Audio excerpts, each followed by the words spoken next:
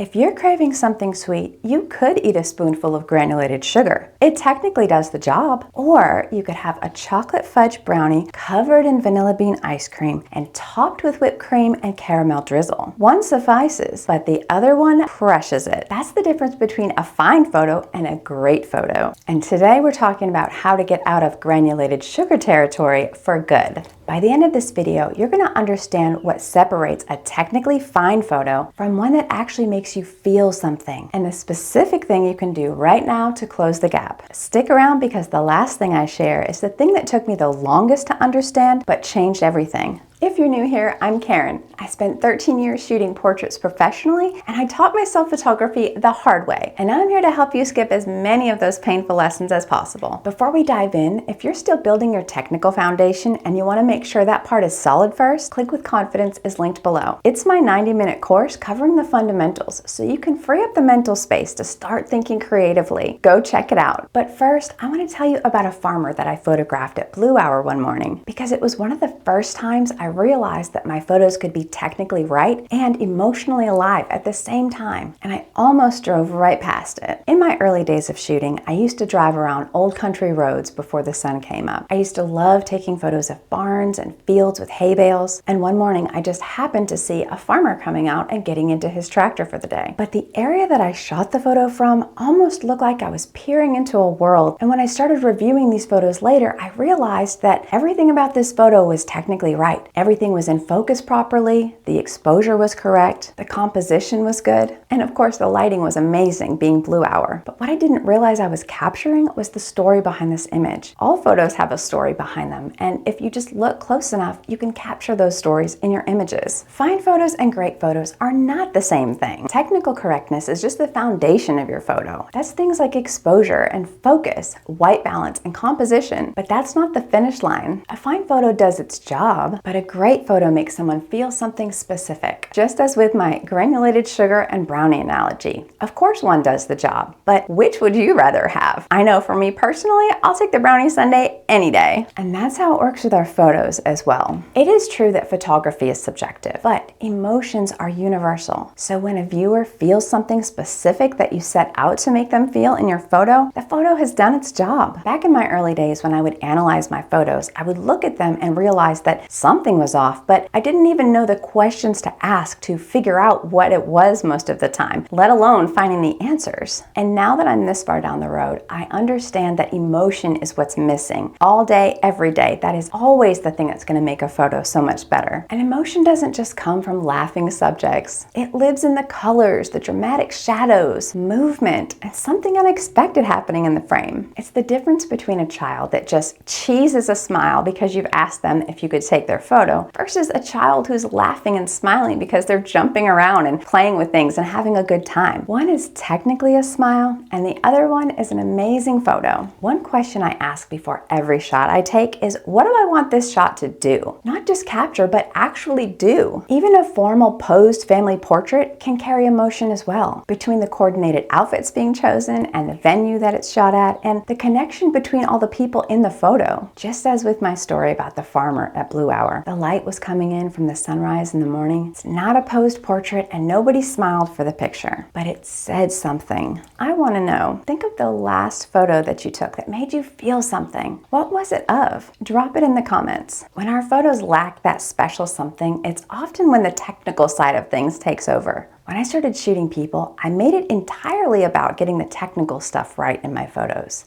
Somebody sits down and instantly, all real expression just drains off of their face. People's backs straighten up and they have a frozen smile just waiting for the shutter. But this phenomenon drains all emotion out of photos, and I let it happen for years. But as the technical stuff went on autopilot for me, I started to free up the mental real estate to focus on the emotional side again. And the shift that happened was that I stopped directing people to smile at the camera, and I started directing them to do things instead. Sometimes it's just looking at each other or walking around maybe, interacting with each other, or laughing at something real that's genuinely funny, even if it is my silly jokes. So my photos weren't less posed necessarily, but directed differently. And the direction stopped leading people people to just smile at the camera. So many times when I would take senior photos, especially for girls, I would go to deliver the galleries to their moms, and so often the moms would look at their daughter's photos for the first time, and it made them absolutely feel like, here's my daughter and she's all grown up now. They would get choked up very much like I am because I'm imagining that moment for when I go through it someday. And just getting that reaction from my clients told me that the photos did something and they weren't just documenting their senior year.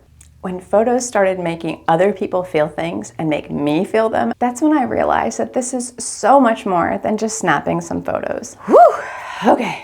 Enough of that. Can you teach somebody to have an eye for photography, or is it just a natural skill? Well, some people have a natural eye for it, and then other people do have to develop that. It's kind of similar to singing because some people just naturally have a great voice and they can sing effortlessly, and then other people have to develop a voice. They can learn to hit notes, but they have to deliberately think through the process to be able to make that happen. So for somebody with a natural eye for photography, the technical skills become a useful tool that they want to learn because it helps them pull off the image that's in their mind. And then for the photographer who needs to develop that eye, they can build the technical foundation first, and then it allows them to free up the mental real estate and then start studying what makes a photo great versus adequate. Just look at the photos that move you and ask why. What's in the frame? Where's the light coming from? And what's the subject doing or feeling? It can absolutely be learned. It just takes a little longer when it doesn't come naturally. And that's completely okay. I used to follow some amazing photographers when I started out, and there was one photographer that posted a photo that I absolutely loved. He had a photo of a little boy wearing a yellow raincoat. He had a little yellow duckling following behind him, and he had on yellow rain boots. And they were walking across this little pathway in the forest, and there was this puddle that you just know they wanted to jump in. Looking at this photo, I started to study it, and I realized that yes, the photo was in sharp focus and it was against a blurred background,